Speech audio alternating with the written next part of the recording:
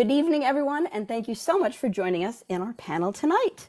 The Stephens College MFA in TV and Screenwriting is dedicated to bringing more female and underrepresented voices and more female-focused stories into mainstream media, while teaching film with a female gaze. So every time we have students in town, we host one of these panels, and we always try to think of something that thematically matches things that our MFA candidates are thinking about. And so over the holiday, when I was watching a lot of rom-coms, I thought to myself, we believe the reason that romance is so popular and so important is that it's the universal story that we can tell.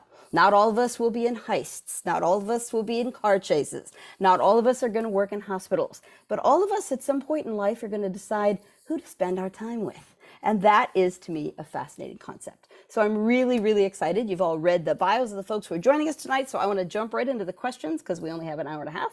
Around 7, I'll start making sure I get a Q&A off the Q&A list. But for now, I'm going to start with a question that was recommended to me by one of our MFA candidates. I'm going to ask everybody individually, and since we're online and we have an ASL interpreter, so thank you for being with us, we want to make sure we sort of go in order so that she can keep track of us. So I'm going to start with this. Everyone gets a moment to think. I'd like you to tell us the story of your first crush, whether that's 2nd grade, 7th grade, or college. And you can also tell us about movie stars you might have loved when you were little. But who was your first crush? Who wants to go first? Oh, I go first. Oh, there you go. Tracy, you jumped in. Did I? Was that a jump in or was that more of a... I think I was sort of in conflict with my first crush because I'm gay and I wasn't quite, in Oklahoma and not quite willing to acknowledge that I was gay in Oklahoma. So it would be like, I just really like these, my teacher or this girl in my class and like to spend time with her, but that's no big deal. So it was a lot of, deflect until, much later in life. So that was why when I think of, it's like, that was complicated. That was all about denying the crushes until you finally can't deny that anymore. So that's part of the story. No, that's brilliant. Thank you so much for sort of jumping in with that, but I appreciate you starting. That's wonderful. Nia, do you want to give us something? Yeah, mine was, although any boy that glanced my way was immediately someone I was going to marry. That my crush was a talent crush. Somebody sang at our church after coffee time in Winnipeg, in Canada, where I was born and raised. And I remember being so enamored with her. I'd never seen anyone be so brave. And I followed her around afterward. This is somebody I knew, but I didn't know that she could sing. And that, I think, was the first flush of a crush that I ever felt. Beautiful. Beautiful. Yeah, I think going off of what Tracy said, I grew up kind of in a conservative community. I'm Muslim, and I went to an all-Muslim school growing up in Pasadena. It still exists. So if anybody knows where I'm talking about or who I'm talking about, I don't know, just don't tell anybody. But like, because we're not really allowed to date, we can't really be physical and blah, blah. You're just like, okay, I have this crush, but what am I going to do about it? Like, I can't really go out with you. So it's just like all built up. And I remember like the hottest kid in school was also the principal's son. So it was such a movie moment where you're just pining over this guy who absolutely does not know you exist because he was also a little bit older. So my whole life has just been crushing on people, but not being able to do anything about it. I'm like, all right, so I guess I'll just sit with this in my diary and pretend, now I understand there's outlets for this, but at the time I was just like, what do I do with this? I'm not really sure. So I love it. Kiwi. I mean, so many crushes from movie stars to other women who impressed me. So much of a crush is trying to form your own identity as you are looking at this other person as a mirror or an idol. But it made me think of my first kiss, which I thought was going to be a great event. And it was organized. I was 10 in Washington State. It was organized by a group of mutual friends who who like picked out my lip gloss that I was supposed to wear. It was like a tutti fruity flavor. And we had this kiss in front of the school buses, and I became like violently physically ill immediately after. I went onto the bus. I like careened onto the bus. This was supposed to be an incredibly romantic moment. And I basically fainted on the school bus and like threw up. And everyone was like, what's happening? Like, this was supposed to be some great moment. And I was wildly ill. So I feel like my romances are always tied in with some sort of trauma. Dysfunction. Well, that's sad and funny all at the same time, which is good for a writer, obviously. That's the thing, good for a rom-com writer right there. Exactly. Oh, that's so funny. Well, because you went there, does anybody else want to tell us about their first kiss? Mine was with a guy by the name of Link. And I remember kissing him, and my first thought was, he kisses like Kermit the Frog. And it was just literally, and I was just like, this is not, what is this? We were waiting for my brother to pick me up outside of like an amusement park. And we'd been going together for, you know, in junior high school. And so finally we were like, had to kiss. And it was incredibly underwhelming. Yeah. Many years later, when I kissed a woman, I was like, oh, okay, got it. I understand now. Not a frog. Not a frog. No. It's so interesting that you asked this question, Rosanne, because I just wrote a piece for Modern Love in the New York Times about my first kiss at the age of 28. So that's kind of rare.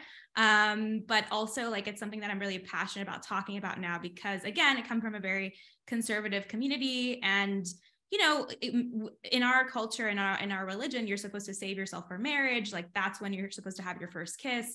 But I think what I'm trying to examine in a lot of my work is, you know, how can we kind of explore a little bit outside of those boundaries, because I don't think it's black and white. Like, I don't think you should just go from 0 to 100 on your wedding night. Like, that's super dramatic. And it's controversial because like, it's not really part of our religion. But what I think is what women should do is do whatever they're comfortable with, right? And I'm so passionate about choosing your own path, like exploring yourself, exploring your body. So my kiss was at 28. It was totally concocted by like my own anxieties, because I was like, I'm 28 and I haven't kissed anybody. I'm going to die. And so I wrote this piece about it, if anybody wants to read it. And it came from actually a writer's room. I was in my first writer's room on a show called Ramy on Hulu. It's all about this young guy exploring himself, and he just happens to be Muslim. And I was like, wait, like where are the women's stories? Like what am I doing? And I felt like I couldn't contribute anything because I had never been in love before. I had never even held a guy's hand. And so at a very later age in life, I started to explore a lot of these concepts. And honestly, it was a great first kiss. Y'all can read about it. But I want to also identify people out there who, you know, I think you associate your first kiss with like being a young adult or being a teenager. And some of us don't have that experience until very later in life, but that's okay too, you know? I have a question for you about the process of writing for Modern Love versus screenplay or for television.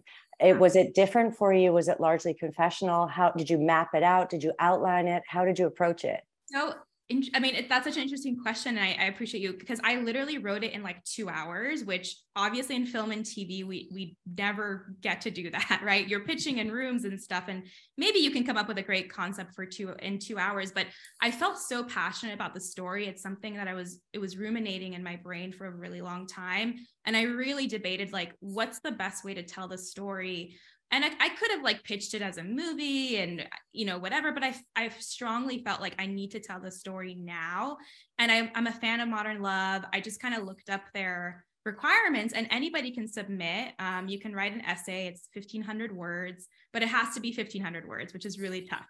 And I just emailed them, and like literally 2 weeks later, I got an email from the editor saying, you know, we've never had a Muslim woman submit a story before. And I was like, that's insane.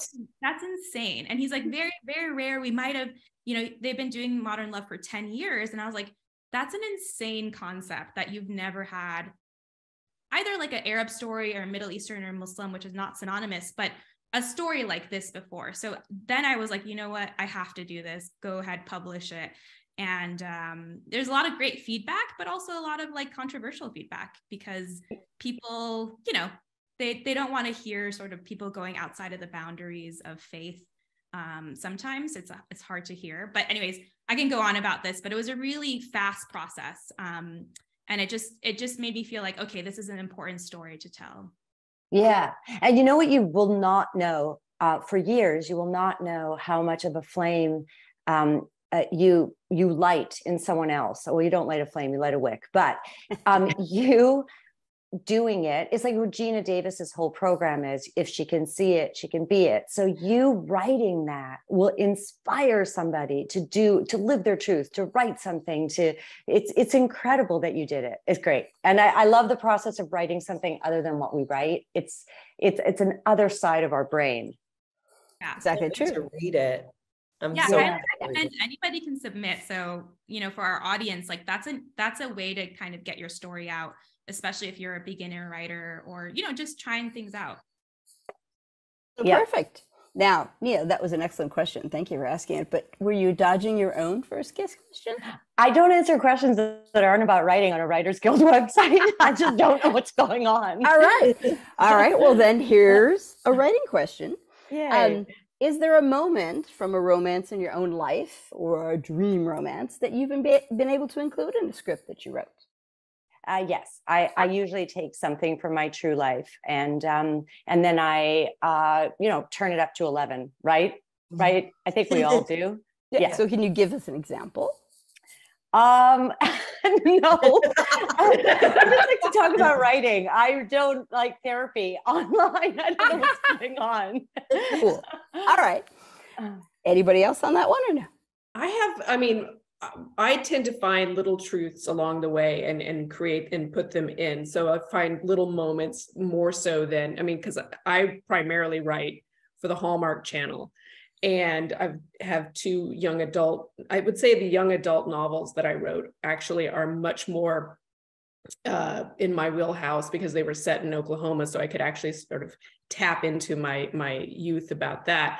But mostly when it comes to writing for the Hallmark Channel, I take bits and pieces and here and again and interject them into the story. That's usually. Perfect. Kiwi? There's too many to name, really. Yeah, too many. And it gets so, I just try to live like a, wacky, embarrassing, humiliating life. And then hopefully something good will come out of it. But I can't wait to read these young adult novels. What are the titles of your YA novels? I'm a huge one of them is called So This Is Christmas. And the sequel just came out in December called So This Is Love. And that one's set in Valentine's Day. So, perfect. Yeah. Basically, like Penguin Random House reached out to me in 2019 and was like, hey, would you be interested in writing a novel? And I was like, I'm sorry, what? Yes, I would, very sure. And it kind of developed from there because it wasn't something I was naturally pursuing. I was, so focused on just doing my job. And then to go do something, you talk about a different form of writing and just a completely different part of your brain, even though it is writing and creativity, it's just a different feel to it to write in a young adult novel or just a novel format than screenplays. It was good though. It was kind of a good break.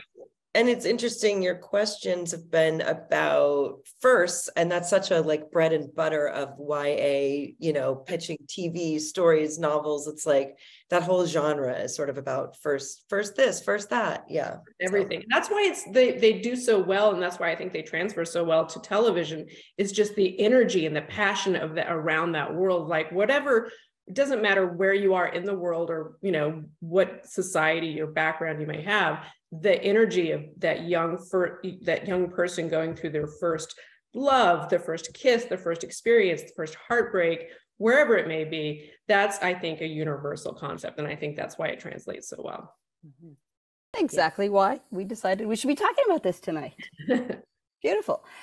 Here's a good question we just got from the audience, actually. Can you guys tell us what you think is your favorite rom-com of the last 5 years? So we can't go back to like, the Thin Man. Oh, for the last 5 years. I really loved The Big Sick, which is rom-com, but it's also a number of other things. I thought that movie was really beautiful and hilarious and emotional. And I really liked Happy as Season too, which was on Hulu, with Kristen Stewart and Aubrey Plaza. What else? I feel like I'm missing some really good ones, you guys. I mean, the last 5 years, I think we're seeing sort of a redirection of the rom-com away from the theatrical presentation into a more of a television presentation, whether it's the television series or Always Be My Maybe, the hour-long Netflix movie. Oh, that's so good. So great. Yeah, I liked Palm Springs. Yes. For the reason that it turned sideways quite quickly. And it had that thing that you're talking about, Roseanne, which is this is the time that this person is going to be. I like bravery. I like a courageous moment as opposed to a fish out of water, like going to college, like Legally Blonde, Kiwi, I love you so hard. But it's the kind of thing that I'm attracted to that definitely comes from our lives. There's always a kernel of truth, and then we put in the microwave and it's a big thing of popcorn. But there's something so beautiful about Palm Springs, because also it keeps going. Just when you think they cannot jump the shark again, they do. It's still good. And all the things that you mentioned. Yeah, this is not like rom-com actually, but I'm going to just say it is because I think friendship buddy comedies can sometimes be romantic comedies. And I love Unpregnant, which was like a road trip film with these two young girls going to try and get an abortion. And it is a rom-com in some ways because their love for each other kind of drives the story, in my opinion. But I love the buddy comedy. I love Bridesmaids. I know it's not the last 5 years. I know we all love Bridesmaids, but like it's like the perfect film because it's so well done. It's so well crafted. It's so funny. And it is about that female friendship. It's not really even about the marriage or the wedding. It's like, what are these women? What do they mean to each other? And I love that. So that was brilliant. It's a brilliant movie, and totally groundbreaking. And I feel like the one that I've seen in the last few years is not technically a rom-com either, but it feels like a rom-com. I just loved, I've only watched the first 2 seasons. So if it does go sideways, don't let me know. Is The Marvelous Mrs. Maisel. I know it's like really that one. It's so very, but I just love the way the energy. I love the fact that she feels like she's channeling the old Billy Wilder, Preston Sturges, A.L. Diamond, that kind of fun energy where it just is, I love that. Those were the movies that introduced me to the rom-com. I grew up watching, Barbara Stanwyck and Ball of Fire. It's such a It great Happened One Night, all of those, all of the Barbara Stanwyck, oeuvre, so to speak. That kind of thing was really what engaged me and made me want to be writing rom-coms. So when I watched Marvelous Mrs. Maisel, I was like, oh, okay, yeah, that I get that, Yeah. Why do you think the rom-com, it feels like in the last 5 years, it's either dead or it's resurrected or it's back again or it's not happening? And it's weird because it's a fan favorite genre. Yeah. We all love it. But studios seem to have sometimes an allergy to it. It feels like the last 5 years has said the movie needs to be about something else. And then there can be rom-com energy around it, but it needs to have a big idea or a bigger concept or a more unique concept. But it's almost like a bad word in like the sort of presentation of your idea. Do you guys find this, or I find it's ironic because every song on the radio, 90%, especially love song, country songs, are about love. Mm-hmm. And I think what's happening is there's a derogatory term applied to it, which is the rom-com. Yeah. Because it's like saying the sitcom or the chick flick. Yeah. And that is, I think you're already setting up the audience or the studio to say, oh, we don't do that. In fact, most of the last 5 years of movies have not had a meet cute because the audience doesn't want it. There's an authenticity and a veracity to the audience who's putting out material on TikTok that's so real and is coming from their lives. And they don't want something that's fake anymore, which is like a relief to writers, because we don't have to do something that's going to satisfy an executive's needs to be able to pitch it to the people above them, right? So it's great. I just think we have to keep pushing. Everyone, it's Yes. what you said, Suzanne, that was so on the mark. Everyone is going to seek or choose not to be with someone, but it is a question that everyone entertains. Do I want to date? And at what age, Sahar? So I think we have to just keep pushing, Kiwi, because we're really good at this, all of us. So we got to get it going.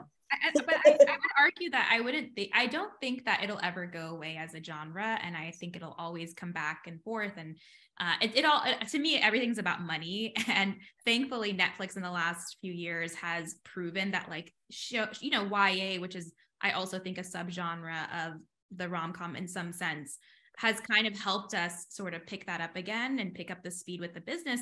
And they're realizing like people don't just want to watch big action films and big budget, dramas. You want what they call, and this is derogatory too, but like a filler content, right? Like you have to create the filler, but that's what brings people in until they wait for like the next big Game of Thrones or whatever. It's the smaller shows about character and love and all these themes that we're talking about that really bring people in. And I think are like everlasting and evergreen, because we always, like on girls' nights or, friendship nights or whatever, you hang out with your friends, you watch those old comedies that you're so like passionate about, and it's a comfort for you. So at least that's what we do. And I think that's, to me, like if you have good business sense, you also recognize you need those things as well in those projects. So I think it's actually like, now I've gotten a lot of proposals and pitches, or OWAs as we call them, open writing assignments, but it's all IP based, right? I'm sure you guys. Oh, yeah. I think it's much harder to sell an original script right now, especially in the feature world. They want something that's like tried and true and proven. And I think that's sometimes unfortunate, because you could have a great original idea that's not based off of a book or an article or whatever. But I feel like they want something that's like secure and safe and people will want to watch. Yeah. So I don't know. There's like weird ways to go about it now. Well, I mean, like, do you think that, I think sometimes too, because television's become more of the dominant business model, and the way that you pitch a TV show is you spend the first 5 or 10 minutes talking about your personal story, and usually involves like some kind of therapy moment where you tell your story and then you launch into your pitch. I think that's been bleeding over into features. So you can, which never was 20 years ago, you really didn't start a feature by being like, let me now tell you about my life and then I'm going to base the whole movie off of it. But I do think there's a little bit of your personal story as IP that then makes a executive feel secure that you're going to be able to tell a feature rom-com story with authenticity and veracity and all those things. So there's a little bit of that's come into play. But have you guys experienced that at all, or is that just me? Yeah. I mean, I think because my first movie was autobiographical, then they always want that from me, my personal connection to it.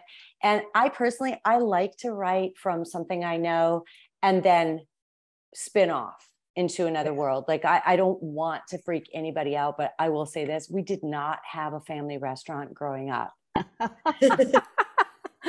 No, you destroyed everyone's belief.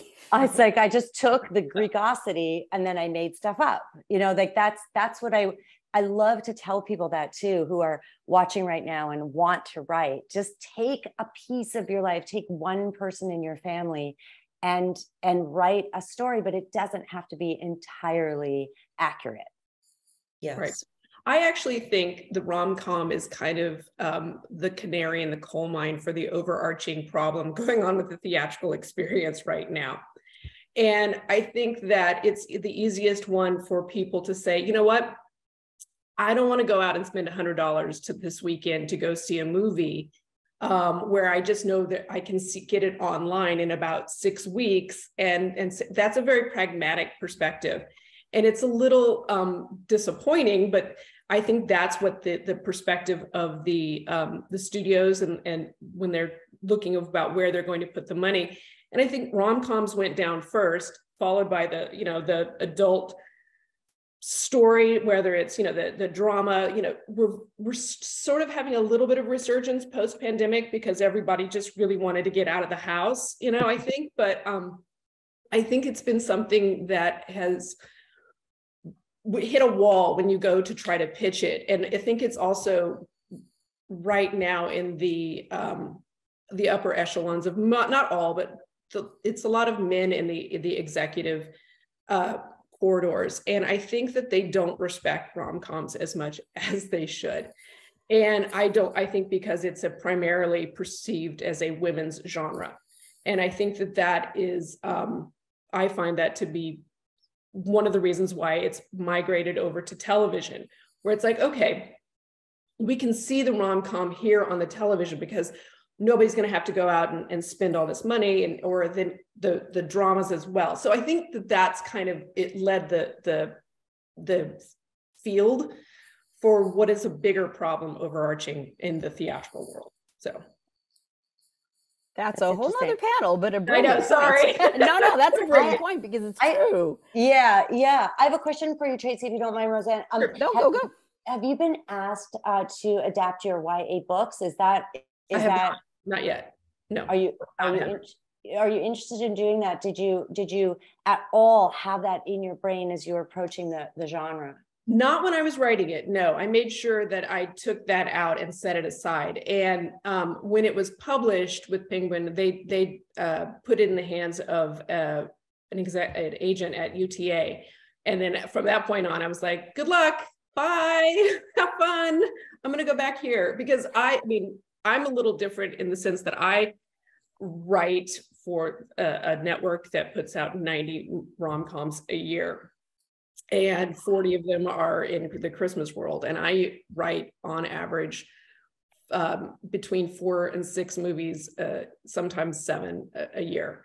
Whoa. And I am constantly going, like right now I'm putting together 3 treatments and a screenplay that my producer just called me about an hour ago and was like, hey, I didn't take it. Please hope she's not on this call right now. So that it's a little late. So for me, that's why it's moved over to TV movies, and with varying degrees of success. And certainly everyone knows what the tropes are for particularly the Hallmark Christmas movie, as it has been in the past. But I will say they're making a real effort of late to kind of get away from that in terms of it only being like white straight women who go home to save the cookie factory. They're sincerely trying to do a whole different approach to it. Like Christmas is, or the holidays are for everyone and bring everyone in, but also just for the rest of the year they do 90 movies a year. That's insane. And so I was lucky to jump in there, and it's been fun watching it evolve. And sometimes it's evolved in a way that I'm like, ooh, I'm not comfortable with that. And now they've evolved into a way that I'm like, okay, now we're kind of cooking with gas. It doesn't have to be that. So it's been a lot of fun for the last several years. And Sahar, will you adapt your modern love story? Yes. Like, have people approached you? Because essentially you made your own IP by writing this essay. Yeah, it's funny. Literally, as it was published, 2 publishers reached out to say, not to necessarily make that into a book, but if I wanted to write anything. And I was like, anything? What? And yes, actually, I signed just literally as of this week with a publisher, Macmillan, which is exciting, to adapt a YA story, because I love YA. Like, I love rom-coms, but I also love YA. And it's actually a story that didn't go as a TV show. And I was like, well, what do you guys think? And they're like, we love it, and it was so refreshing to write I had to write these sample pages for the book. And they were like, we love this. And usually I get so many notes from like so many execs at like, I worked at Netflix and HBO Max, and like, it's just, sometimes you just want to like hit your head against the wall because you're like, what do you guys want? And in publishing, I almost feel like, at least with this publisher, they're just so open, and they're so excited to see like a diverse voice. And I'm writing, a story about a young woman who's deciding if she wants to wear hijab or not, which is a very simple story, right? But like, I've never seen a novel like that before. And I just think of like something that I would want to read when I'm like 16. And, this is a story that I would have wanted to see. So it's so nice that they're like, whatever you want to do, like, we're here for you. And it's because the world is really like, they want diverse stories. Like, they want representation. I'm sorry, they're like, yes, they're tired of the white, female, male, whatever, typical heteronormative love story. And I think places are just like really thirsty for that. So, oh, look at the gorgeousness that was on screen with Crazy Rich Asians. That was the most, I felt like I was there. It was so, sure, yes, pretty people, yes. But it was so beautiful to see something different. And we all went. We all went. Right? Yes. That was awesome. Because love stories are universal. Go ahead. Because love stories are universal. What you said before, it doesn't really matter. It's the people finding the person they'll spend their life with. This is the biggest drama in any person's life. Very cool. But watch, like, once you publish the book, then all the studios are like, okay, let's make it into the movie. Yeah, now you can make it in the series that you started. Yeah.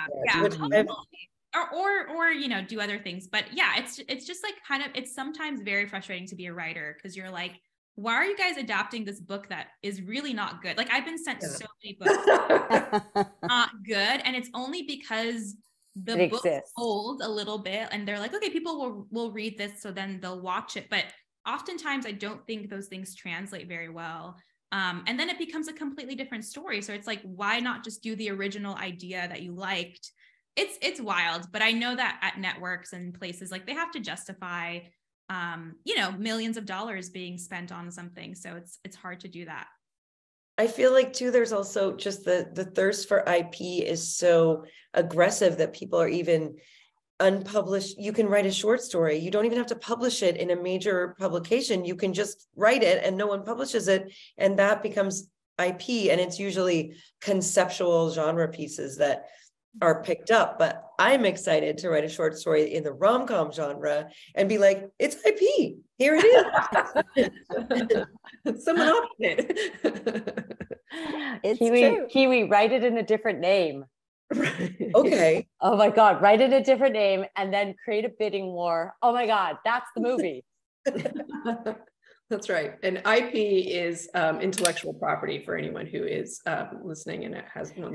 Actually, that's a great thing that you just did, Tracy. Let us explain one more thing. So IP, intellectual property, means usually when everything's published at the beginning of the week, all the agencies or something that's upcoming will get pages like Sahar just described, having written some pages. And those pages are made available to us. And we get to make a decision whether we want to option it, or if we have a deal with a production company, they will option it for us. And then you take it around to the studios and you pitch it. And what Kiwi described, you describe your personal story, and then you say what your connection is and why you're so passionate to write it. And then if you're lucky, they give you money and you go away and write it. And then if you're Sahar or any of us, you get a ton of notes and you rewrite it. Tons. So many notes. And that's the process. And it usually starts with IP because they can say, this is something, as Kiwi's describing, this is a short story, but it is something. And then they can report to their bosses. And that's why IP is really the most important thing, right? To get something made. I haven't been a development executive in a very long time, but when I was many moons ago, what I noticed as someone who was still always wanting to be a writer during that period of time was when IP would come in and everyone would get, so excited as opposed to just a spec script and just a spec script. Because then that way they could say, okay, they could bring it, as you were saying, Nia, to their bosses and say, look, we can do so many things with this. And then that becomes like sort of a shorthand for, okay, we don't have to think too hard about this. This is already a pre-established or probably an established, entity out there.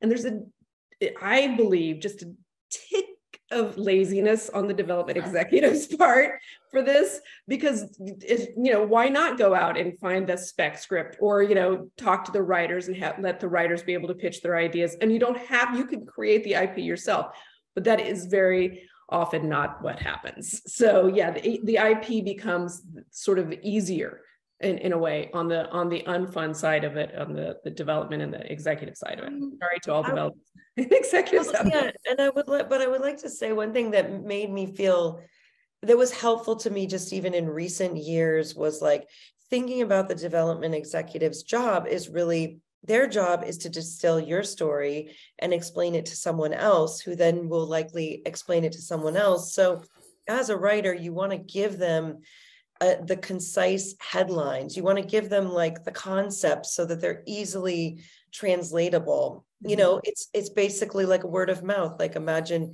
your movie that you're writing is something that you want to tell your friend to see, and you want to be able to encapsulate it in a few sentences. And thinking about it that way, at least from a presentation or sales point of view, I think sometimes it's like you want to give them the just enough information so that they can share it with someone else who can share it with someone else, because they're really your friend in the taking it up the ladder model, Yeah, you're absolutely right. That's a really piece, good point. and that piece of empathy for their position will slowly guide you up the ladder. If you can say Nia Vardalos was a trapeze artist and she has this piece of IP called Trapeze and she wants to write a screenplay and there's lots of kissing in it. And then they can just go, and then it goes boop, boop, boop, boop, boop. That's it. That's it. And also, if you weren't a trapeze artist, just take one class, never lie, take one class, and then you can say, I am a trapeze artist. Yes. Be funny. We are getting tons of questions, so I've got to flip through these things. But one of them has to do with tropes and the idea of what are some tropes that you do not like so much that you have worked against? What are some tropes that you think have to be included to qualify it as essentially a rom-com? I will tell you my least favorite trope is the bumbling female who trips and falls into the guy. That is one that I fight I don't always succeed, but I fight it as hard as I can. That is one I don't. And the one I think that I like, I personally like is I like Happily Ever After. That's. Yeah. As somebody who literally tripped, when I saw John Corbett, I have been fighting this my entire life because that's what they want from me. Oh, you did it once, do it again. It's like, I did it. Okay. So what I don't like, Tracy, is the trope of this woman is not like other women. She's one of the guys.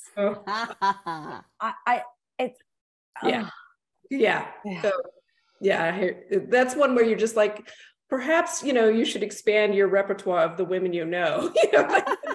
There's quite a diverse group of us out there, but we love guys. We love hanging with guys. But to say she's not like other women is to denigrate an entire class of women who, so it's always about the love. Also, like sidebar, when they say about a model who has a body that is, I don't know the measurements and I don't weigh myself, but it's like, when they say she's a real woman, well, the model who's also wafer thin is also a real woman. Right. We're all here. We all have something to say. And so that's why, for me, the tropes are when exceptionalism. I don't like it. I don't like also getting rid of another whole group of people to rise to, bring someone else to the forefront. Yeah. I think the idea that also I hate seeing people cast, or the people that they do cast for these movies are gorgeous, beautiful people who are just like, I'm so ugly. It's the ugly duckling thing of I'm so ugly. And it's like, no, you're not. You're absolutely gorgeous. And your life is somehow seemingly perfect, but the only thing that's missing in your life is a man or a woman or whatever. The love is missing. And so that's the only thing that the whole film is about. I love movies, again, and rom-coms that are more than just about love. Obviously they're about love, but it's also about something else at the same time, and you learn another lesson, or it's about family, like Mia's film, and it's about friendship, like all these movies that we've been talking about. But if it's purely the goal is like to get married at the end, I don't think audiences accept that anymore. No, like they don't want to see that anyway. Yes. I don't think audiences want it. I also think, Tracy, the beautiful, easy discovery of finding out that someone wants to be with a same-sex partner is so lovingly accepted now. Thank God we've come so far. And I mean, like Kissing Jessica Stein was many, many moons ago, but I remember when that came out and I was just like, what? You know, like I finally kind of understand. I always love and can understand and empathize with all rom-coms. When Harry Met Sally is my favorite. But then seeing something like Kissing Jessica Stein so many moons ago when I was still young and just kind of figuring things out, I was like, oh my God, this is fantastic. And you really have a different kind of connection with it. And it's great as, you know, I mean, right now, I just wrote the first gay lead Hallmark movie. And so that was a lot of fun to be able to do that and to be able to go into a genre or into a world where that's still pretty revolutionary. That was incredibly fun. And I had just a delight writing that one. So people are going to ask how that happened. Was it Hallmark deciding to make a change? Did you bring that to them? How were they ready for that? So they were definitely, there's a lot of behind the scenes stuff about changes of the guard within the Hallmark world. But what actually the person who was the vanguard on this particular production was Jonathan Bennett, who was the actor who starred in it. And he was the one who brought it when it was initially a straight story, a straight lead to Hallmark, and got it in development. And they brought me in because the B story was a lesbian couple that his sister was a lesbian, and she and her partner were going to go off and find, you know, to let us leave. No, they were to go get their baby that was being born. And what happened is a movie called The Christmas House came out that Jonathan was in, and it did well. He was the B story, or this, I don't know, B or C story in there. And his character was gay. And so he proposed to Hallmark's leadership, hey, what do you think about this? And they, to their credit, said, thumbs up, let's do it. And they were open to everything, you know, that we brought to them. And so they understood. And our goal, you know, the producers and the writer and eventually the director, all being on the queer spectrum, we all were very adamant about the fact that this is going to be a Hallmark Christmas movie that just happens to have a gay lead. And we're going to hit all those tropes. Someone fell into each other, you know, like, what did I say? But I was like, you know what, let's do it. Let's have our gay fall into each other. Let's have, you know, all of these, you know, wonderful Christmas moments, but we'll do it and this was absolutely crucial, not have it be a coming out story, because it's just done to death. We've seen it, you know, people, there are moments for that for sure, but we didn't want the first one on the network to be, wait, I'm having feelings. Like everybody from the get-go was gay, and they just, you know, had cocoa and fell in love under a Christmas lights. I will say that the trope, you know, we talked about the stumbling and falling into. I do think that like physical comedy is often a note that we get a lot, because to make the movie appeal to other countries, be translated into different languages, the one universal is not the dialogue or the jokes, but the physicality of the comedy. So we always have to be testing ourselves, pushing ourselves to create more opportunities for fresh takes on physical comedy, because it is one of the key parts of the genre. So it is challenging to try to come up with it and to try to make it read on the page as really lively, because it's kind of not that fun to write physical comedy. But I do think it's an essential ingredient that we have to all be keeping in mind, you know, for our scripts. Yeah. Mm-hmm. I love good physical comedy. I mean, that's, you know, from the early stages of screenwriting, and the early stage of the classic screwball comedy to now. I think that, you know, those are the things that kind of can set you apart. I mean, I love good dialogue and the rhythm of good dialogue and the boom, boom, boom, boom. But like sometimes just a good trip and fall, despite what I just said, sometimes it gets overused, but if you can do it right, if you can nail it, there's something pretty aces about it. And if it's John Corbett, that also helps, want a trip to fall into, I know. I like to do physical comedy so much. And there's always a stunt person dressed like me in the same, wig standing by, because the studio is always so afraid that I'm going to get hurt. But I love it. I love to fall. It's just really fun. And the other thing too is the term meet cute that I'm really hoping just goes away, because it's just, you know what it is? It's scene two is what it is. Let's just call it that. But I think that putting characters in situations where they normally wouldn't do something, such as they have to work at a rodeo, etc., is where physical comedy can come in naturally, and it doesn't have to be the woman stumbling into the man. That's brilliant. That's a brilliant North Star to have in mind. Yeah. Take people out of their elements. Yeah, a great moment. I wish Nicholas was here, because in Bros, there's a great moment where, I don't know if you guys saw it or remember it, but they're just like they're tussling and they're wrestling, and it's the moment they're like, oh, I want to basically be with you. It's a great it's not physical comedy. Well, actually it's very comedic. It was very funny, and then that's the moment, and everybody recognizes, okay, they're together now, and you don't say anything, and that moment is almost like more powerful than any words. So yes, we are sorry that he couldn't be with us tonight. Signed up to do it, and then something came up, so we are sorry about that. But we will invite him again to a future panel. So it is excellent to speak. Nia, someone has popped in thinking about a writing question about My Big Fat Greek Wedding. Do you think it was harder to do sequels or to get the original done?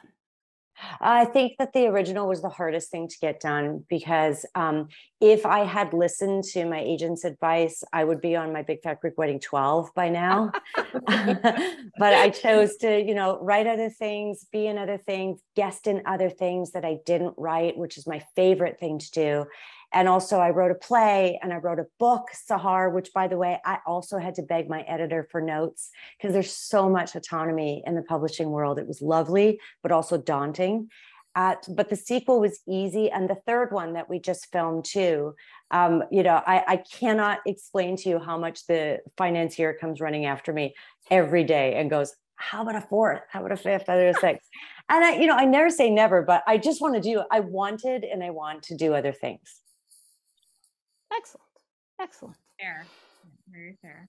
That is what writers do.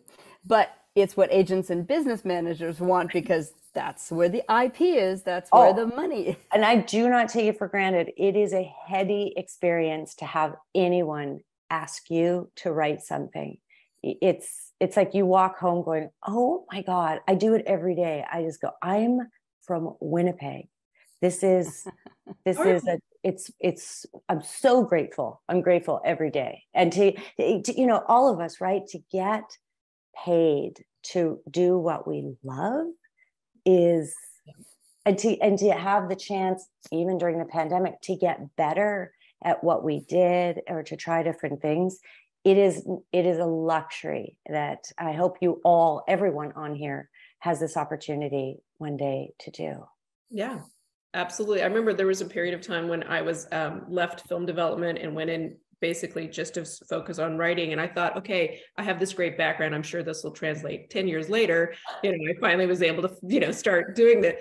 But it was, it's absolutely a dream. And I personally just, and I know you guys do as well, it's like, pinch me sometimes. Like I get paid to sit in my pajamas and sweats and come with all sorts of ideas. And it's awesome. I grew up in Oklahoma. My dad was an accountant. My mom was a secretary. I didn't come from, this world. I just knew I wanted to get in it somehow, some way. And I think I just outlasted everyone. True. Well, you know that there's always going to be this question. You kind of just hit on the love of the job. So everyone wants to know kind of what's your daily routine? How much do you write? Are you someone who goes by hours or words, or, what do you do each day? That's what everybody wants to know. So. I want to know from these guys, because I'm still trying to figure it out. And by the way, I told Rosanne, I'll just share this because I'm being vulnerable today, but I was like, Rosanne, everybody on this panel is like my idol. Like, I don't want to be here. I feel like such an imposter. What are you talking about? On a fangirl. And Rosanne said, nope, you deserve to be here, which I really appreciate, but I'm still learning, and I would love to know each and every one of yours process. So imposter syndrome is super healthy, I think, because it urges us to be better, but you completely 100% deserve to be here, and you're 100% welcome. And I've asked that question too, Rosanne, when I've hosted for the Writers Guild, because I'm curious how people do it. So I'll go first. I have to write every day, or like a muscle, it's gone for me. Right now I'm editing my Big Fat Greek Wedding 3, so it's a little bit difficult for me to write. So I will give an assignment and go into the other room and work on something else, something that's due, something I'm rewriting right now. When I'm not editing, my process is so pretentious, my process. But it's like saying, my friends and I during the Screen Actors Guild, when people say craft, we drink. So, but what I do is I get my daughter to school, I exercise because my brain needs it, and then I shower and dress. I get dressed as if I'm going to work, and I sit and I write until it doesn't come anymore. And I don't have internet in my office because I will definitely, just be looking at delisted all day. And I take breaks and I eat and I walk and I pace. And then when it's not coming anymore, I go pick up my daughter. That's my process. Tracy? How do you dismantle the internet in your office? You just go to on your computer, just turn it off. It's on, or just go into a room where you have bad Wi-Fi, and it really, really works. I mean, you need your final draft. Yeah, climb on the roof and chop down. Yeah. That leads to another rom-com moment, and then she falls. No. I'm pretty much the exact opposite of everything Nia just said. I basically push myself. Typically, I'm coming up against some insane deadline, and I tend to walk around. The walking around is very important. And especially if I get stuck on something, I'll go for a walk, or I'll walk around my home. And then, but I tend to be like jammies, sweats, drink a lot of tea. I don't drink coffee. I catch up on all the latest news. And then suddenly I go, hey, you actually have to get like about 10 pages done right now. Oh yeah. Okay. So then I go do like, 2 or 3 pages. And then I kind of go off over here and get distracted. I have ADD. And so then I go back and I do something. And then usually it's around 2 o'clock in the morning. I'll fall asleep. And then I don't have kids, and this is probably a big part of it. And then I wake up in the next morning, reread what I've written, edit it, input it. And I also write longhanded before I put it into the computer. And that is a huge thing for me, is to be able to take just a piece of paper and pen and write it out before to launch me into the keyboard part of it. But yeah, for me, it's tension, terror, deadlines. That's kind of what motivates me. Like this sense of like, oh my God, people are on set, or they're about ready to be on set, and they're expecting this, and I don't want to let them down. So there it is. I think that's the latent Catholicism coming back up. It's like percolating. Don't let people down. Finish this. So, I mean, the stakes couldn't be higher. You've got people like literally giant crews of people waiting for this. I can't believe you're writing 7 movies a year. That's so cool. I had once where they were like, so they're already building the floats for the parade. I'm like, I don't even know if are we keeping the parade? I guess we are, So yeah, it's like, okay. Too funny. Kiwi, what's your process? Well, I usually write in partnership. I've written 2 novels, which was harder for me, but I write in partnership. I enjoy having someone enforce a deadline. I enjoy talking with a partner. I find the partnership really helps in the getting notes, in the building the story, the outline, the foundation.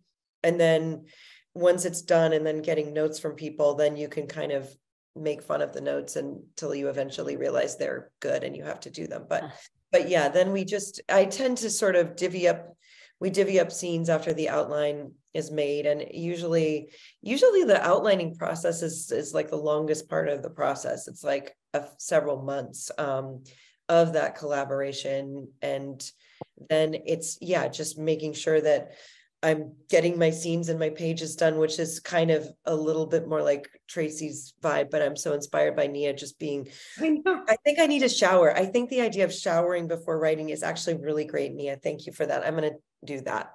Oh my God, Kiwi, I'm in love with you. Like and Tracy, everything you just said, I thought maybe I should change it. So, you're literally, I look up and I'm like, man, she is doing it right. I'm the exact opposite. Like, that's how it should be done. I was like, be like up until about 2:00 this morning tonight. So, well, I have to tell you something. Like one of the times that I asked the question at the Writers Guild panel, John Logan said he writes in a yellow bathrobe, and that's his vulnerability cape, maybe, Sahar. Like, and that stayed with me. Like, everybody has a process. Alexander Payne and Jim Taylor said that they'll do what you do, Tracy. They'll go into their office and they'll answer every email, probably surf porn, then get writing. It's like everyone has their thing. But it's a great question, Rosanne, because it's good to hear what other people are doing, because we get stuck too. Yeah. Exactly. Well, so Sahar, can you tell us what you have been doing and perhaps what you may choose after this point? I know, I'm stealing everything. But no, for me, and I don't have kids, I'm not married, so I'm just like, this is my life. But I tend to like overwhelm myself, because I feel like if I only have one project, I won't do it. I don't know why, but I need to have like 50 things happening so that I'm forced to like, kind of structure myself every single day. And I like that. I like being able to jump from like, okay, this movie to like TV. Now I got to go to this novel, which is probably why I wanted to write a book, because I'm insane. But like having the different mediums, because you can, if you're stuck somewhere, you can kind of go to the next thing. But what I like to do is basically just tell myself, like, today you're going to write like 5 pages or 2 or whatever it is. Like, I have to have deadlines for myself, because I also notice execs, I always tell them, can you just give me a deadline? And they're like, whatever's good for you. And I'm like, no, you gotta tell me, because I need somebody to do that. And usually, like, if they don't tell me, my reps will be like, you gotta get this in by this time. And I write television predominantly. So usually I'm like in a writer's room from 10 to 4. And then I'll write like really early in the morning. And I was never a morning person. I don't know who I've become, but I've become a morning person. And I'll wake up at like 5, which is, I know that's crazy, but I sleep by 10. So wake up at 5. I always have to work out. And this is pandemic stuff. Like, I've become like a wellness freak, because I've been listening to like kids on TikTok tell me like I need to drink green juice or whatever. Like, I'm just like taking in everybody's stuff. And I'm like, okay, I have to work out. And it's been helpful. Like, actually, like a lot of this stuff, if you have a routine, I do find that it's helpful. So I'll work out, or I'll do some sort of activity and then write. And then I'll probably have to jump into the writer's room, which is like usually a Zoom room nowadays. And that's okay, because in a room, you're kind of pitching, like, your brain is working, but it's not typing, right? And typing is so much harder to me than just talking. And maybe because I like to talk, but like, that's a different brain. And then by like 4 p.m., you take a break, you like go get dinner, do something else. And then I'll probably write like a few more hours until like 10 p.m. But really, for me, like, I can't write 10 hours a day. I don't think anybody can. I think most people write in like chunks of time, like 2 or 3 hours of like really intense writing, because it's a tough thing to do. Like, creating sentences is hard. So that's what I'm doing now. But when I'm not in a writer's room, it's really hard for me, actually, because I'm just like, the day is mine. What do I do with my life? And it's harder for me to create that structure. So yeah, you're right, Sahar. I say it's making a cake, yeah, but without ingredients. Yes. Yeah. Oh my God. That made me anxious, by the way. Just hearing that. Like, to actually have to come out of the day with a cake, but you also have to come up with the ingredients too, is is why it takes so much brain power.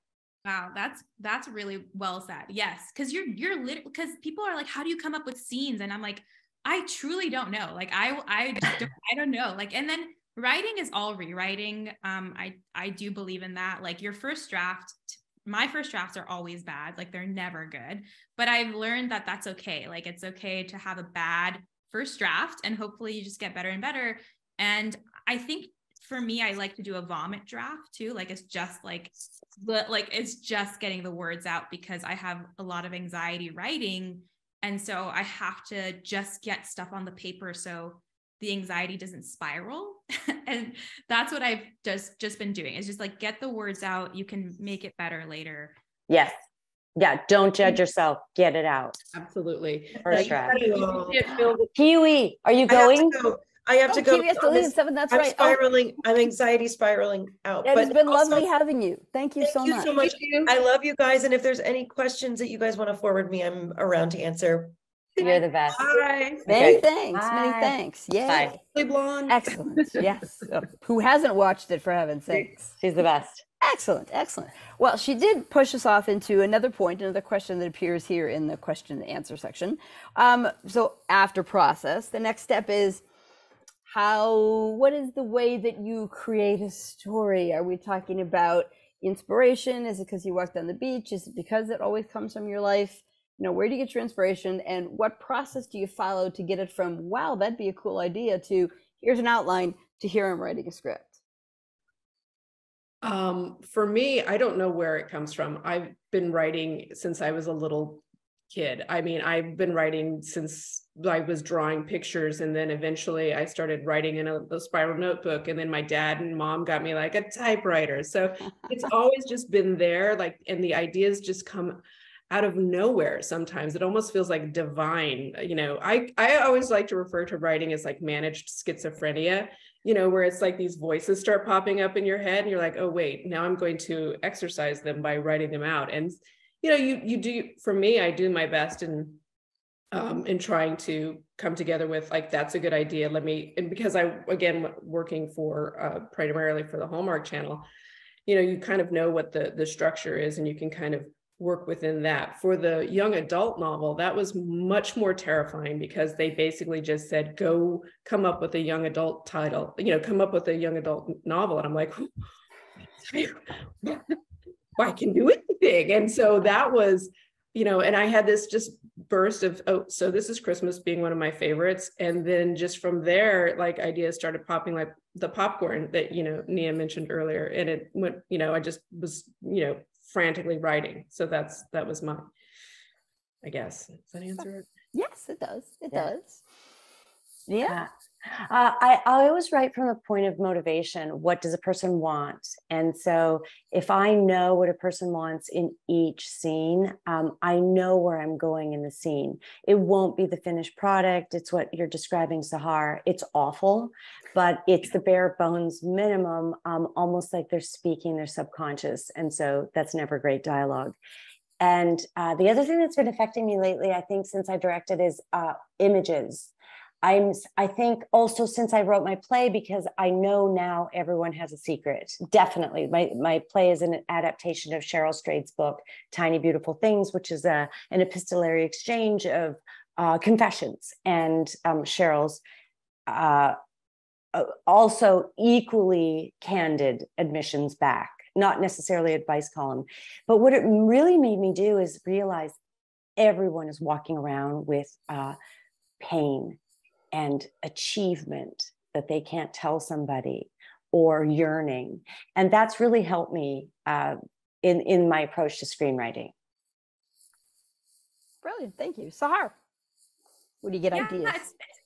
It's interesting. Like I liked the things that I always say, like, there's things you write because you have to, like, we all have, you have right. to, like, you have to write stuff because you need a job, you know, or like TV for me, I love TV, but sometimes I've had to work on shows that I didn't love. Like, and that's just like when you're beginning and when you're starting out, you kind of do that, right? And that's okay. I think that those are like really great experiences. And then now, like just now, I've been doing this like 4 or 5 years. I also, Tracy, came from the network side. I worked at YouTube Originals, if anybody knows what that is, for 5 years. And then I was like, I'm going to become a writer. And it's just now, after like 4 or 5 years, that I've been told by my reps, like, hey, you can do stuff like that you want to do. And that's like a crazy idea to me, because I never thought the stories that I wanted to tell would be interesting. And now everybody's like, we want your stories. So it's kind of like a dyslexic, like what's happening? Like, people want to hear the thing that I have to say about my mom and my, my first kid. Like, I didn't think that that's what people would want, but I always say, write what you know and write what you would want to watch. Like, honestly, a lot of people who write really great stuff, it's like, because they're so passionate about genre, like those Marvel people, like they fucking love Marvel. Like I've seen it. They love that stuff. I don't. I love like character driven, like family drama and like just, emotional therapy. And I think if you absolutely believe in something and you love it, then somebody else will too. So that's kind of what I try to do. That's an excellent sentence. Mm-hmm. That's really, really true. We are unique in our point of view, but we are shared in the things that interest us. Yeah, I agree. And I think there's universality in anything, like we're all coming from a place of emotion, and we can all recognize and identify emotion. So if your characters are just talking about their emotions, like people will understand that. Like if you're human, you'll get that. So yeah, really great. Brilliant. Another question that always tends to come up is the idea of, do you see across the body of the work that you've done and the body of work that you want to do, what themes do you think are prominent for you? What are the messages you have that you want to put out into the world? Oh, do I go first because of that alphabet thing? If you like. It's funny. Listening to Nia and Sahar and Kiwi, it's like the experiences and what you want to say. I feel I'm much more of a, over the span of my career, much more like the blue collar, give me the stuff and I'm going to, put it out. And I kind of have deep envy right now for both of you in terms of like being able to pull in your experiences, because I haven't really had that, just in all candor. I've had moments of it, but I haven't really, for me, it's been about, doing the job. And I do try to infuse as much of myself as I can in there, with varying degrees of success. So I think if you looked at the span of my career, it would be about maybe strong women trying to get what they want and figure out how to, how to get what they want, I guess is if you looked at my ad. Yeah. So. Yeah. Perfect. I think mine is identity and the place in the family. I'm very, very interested in birth order and the incredible inequality of geographical birth. I think that, some of the things that we're discussing are just privilege, so much privilege. And I'm very much interested in it, and the immigrant experience, all story. I mean, that's why I watched Ramy, and it blew my mind just to see, just somebody like me, again, like me. And I grew up watching Andrea Martin on SCTV. So to see someone who looked like me on TV was always my goal to keep doing. I agree with Tracy. Honestly, like a lot of the stuff that I've written has been because I was hired on a show. But again, you try to find the character in that show that you can most relate to. So like, I tend to like always be like, I'm going to pitch for this character, but you're hired to talk about everybody, but you can see like which writers kind of like what character and who's good at something, right? Like I'm a comedy writer, but I generally do drama. So I'm always like the funnier person in the room, which is weird to me. But anyways, I haven't, and everything I've written from my personal perspective, I've sold, but I have not gotten to make, which is very frustrating. Like the pilots that I've written, like I haven't made them, but I think the fact that people buy them is something. I think that's good. I think like we just have to get the networks to like kind of believe in, I think, smaller stories again. Like I do think the Ramys and the Insecures of the world, unfortunately, are kind of going away in the TV land arena. So a lot of people are turning to features. They're like, well, I could do like an indie feature and tell my story, and maybe that'll get made, and then maybe I can make my show. You know, like that's the kind of path that people are kind of taking, at least on the TV side. Like it's really hard to get a show made. It's really, really hard. So my goal, you know, just now is like trying to create other platforms to get your story told, which is why I think the book is important. I think people should do podcasts. I think you should do anything to kind of create your own way of telling your story. If, you know, people are saying no, I think if you believe in it enough, there is an audience for it and somebody will find it interesting. So yeah. Exactly. And supposedly in this big streaming world, there's room for everybody and they all want content. So we'll have to see how that plays out. That's a great point, Rosanne. There's so much need for content right now. It's a good time to be a writer. It really is. It's been fun watching sort of the expansion of the platforms lead to like the storytelling that can get much more intimate in a way that it wasn't when I was, you know, entering into the film and television world in the 90s and then in the 2000s, you know, and I was like, then you basically were like, well, you better get it, you know, to the biggest audience that you can. Yeah. And then with the streamings, you're like, well, actually we can kind of splinter off a little bit. And that's been really fascinating and to watch and to see like just the difference of the storytelling and the difference of point of view. And that's been, I mean, it's just from a viewer's perspective, that's been wonderful to experience. And from a writing perspective, it's been wonderful to be able to see that there's an opportunity out there. There's much more opportunity out there than there was, you know, 20 years ago when I first started, you know, doing all of this. Not first, it was a little early. Early, yes. No, supposedly, Stephen Canales said he could never have sold Pose anywhere except when there was streaming. And then suddenly there was an audience, he could do a very niche story. And that should mean that more stories have a chance to get out there. Yeah.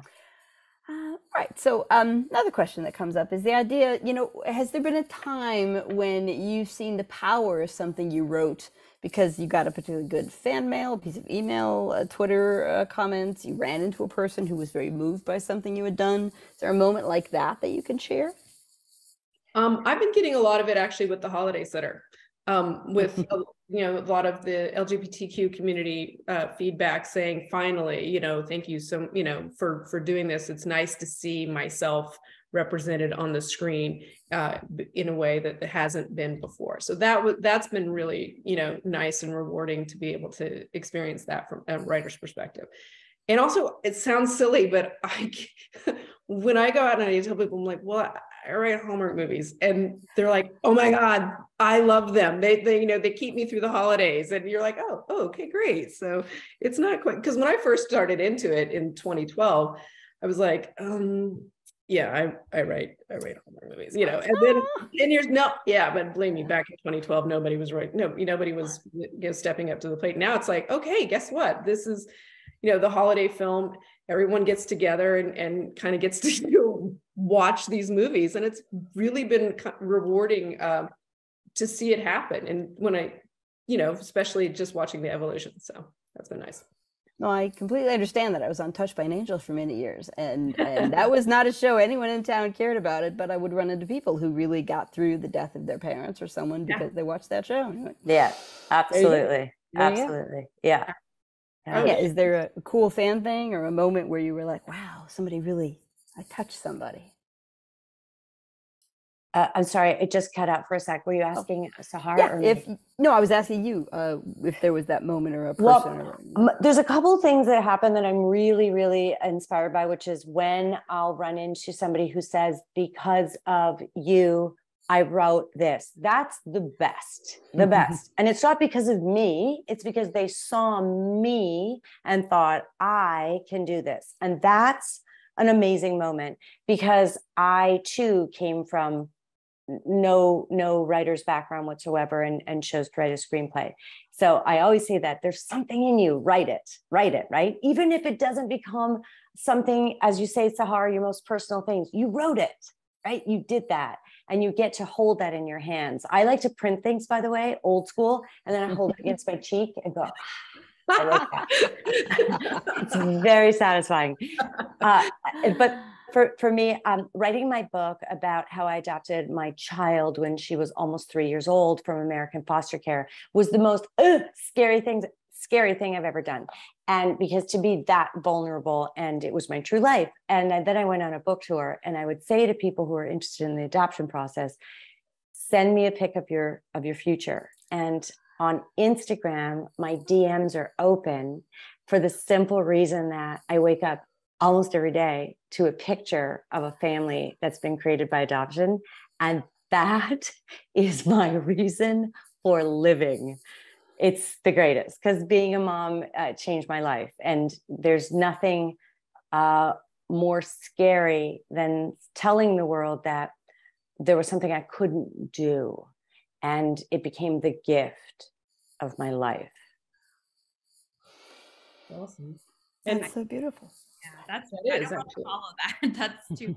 You don't want to follow. Poor Sahar doesn't want to follow. No, I mean, You're funny, Sahar. Follow the heartfelt moment with a joke. That's how comedy writers do it. No, yeah, that's so inspiring. I think in similar ways, like a lot of people, I'll just go back to the modern love piece, because that was for many women, Muslim women, they had never seen anybody talk about that. And it was so simple. Like once you guys read it, you'll be like, what is this? Is not racy at all. It's literally a kiss. And you cannot believe like how angry people got because of that. And on the other side, how inspired women were to like tell their truth. And I got so many DMs just being like, thank you for talking about this. Thank you for talking about, you know, sexuality, you know, and your body as an older person. Like there's just so many nice messages of women being like, I feel seen and I feel heard. And, you know, I want to explore this thing, but I feel so much shame and guilt. And I just want to be here because I also feel like it's important to say, like, I'm also a practicing Muslim. Like, I'm not trying to run away from my faith. I'm not putting down my faith. And it's so interesting how some people of faith will like twist that and be like, well, you're just putting down Islam. And I'm like, I literally am not. I'm literally sitting here as a representative of my faith, but I can also say my truth. And I think like we need more of that, because I think the stories that sometimes tend to get told about Muslims and immigrants is always the most provocative or the most like, you know, the most vile version or the most trauma porn version of like that thing. And it's never a Muslim who's also like, yes, I'm Muslim, but I'm also this other thing too. And I'm not running away from my faith.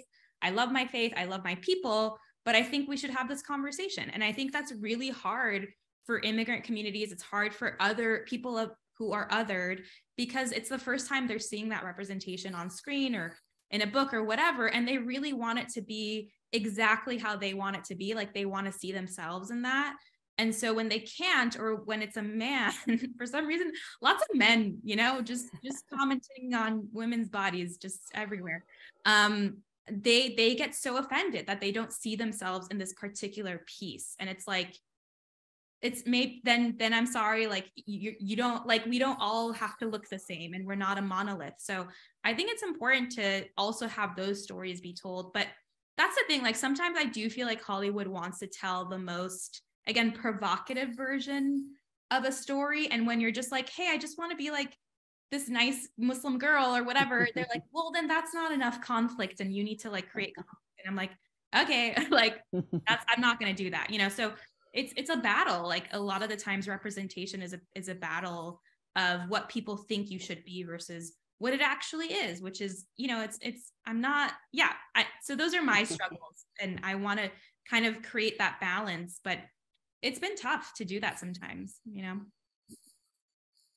I think people completely understand that. Yeah, but it's getting better. And I think the more stuff we have, then you can show all the colors and all the variations of a queer person, of immigrants, of whatever you're trying to talk about. And I look to those communities, like I'm following like all the queer rom-coms. Like I'm looking at the Black community. I'm looking at, you know, Latinx community. And I'm like, how are they doing it? Because I feel like we need to have the same, like we need to do the same thing. Like we need to get to their level, because I still feel like Muslims are still kind of like terrorists, you know, like that's the representation a little bit. It's getting a little bit better with Ramy and certain other shows, but it's still very much male dominated. Like a lot of male shows are happening and male, you know, stories are out there, and the female version of that I think is very hard to exist. So yeah, that's kind of, it's been interesting to think about that a little bit.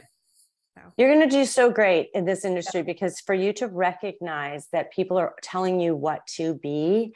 And here's the thing, only you have your fingerprints, right? Only your hands will go on that keyboard. And to know that outside forces exist, always, by the way, a piece of good advice can come from anyone, right? But sometimes often it's subjective. And they don't know, and we can never write what we think is going to sell, because then we're creatively dead. Yeah. And I'm actually really excited that your voice, Sahar, that is out there to combat that perception, and, you know, need more of that out there, and more people like you and more of your voice out there, because that is, you know, we want to see more of those stories. All of us do. Yeah. I know. I'm trying to get like young Muslim women to write, and it's hard. Like it's hard to come from those backgrounds and tell your parents, I want to be a screenwriter, but it's happening. But when they see you doing it, they That's have true. the idea that they can. It's the I know whole... that there's a reason, like I do these panels, even if I'm afraid to do it, because I do think it's important. And I do find that it does help. It helps. A lot of people have told me like it helps to see somebody who looks like me, right? Like that, if you can see it, you can be it. So yeah. I think it's important. Absolutely. That's kind of a beautiful place to stop, because you know, we're at that point. Yeah. I really must thank all of you folks for spending time with us tonight. All of my MFA students have been in the audience, plus a large amount of people signed up for this particular panel, which Enid told me before we got started, which is a beautiful thing. It means they're interested in you guys, they're interested in these stories, they're interested in spreading the love around through the work that people do. I think that's a beautiful thing to be part of. So I want to thank you guys. We want to thank our ASL interpreters who are online for us today. That's a big job, and we all talked a lot and very fast, and so they had a lot of work to do. But we're very happy they were there, and we want to thank everyone who joined us. Again, this has been brought to you by the Stephens College MFA in TV and Screenwriting. We want more women, more female stories, more underrepresented voices in this nation, in this business, around the world. So thank you, everybody. Have a great night. Thank you. Appreciate it.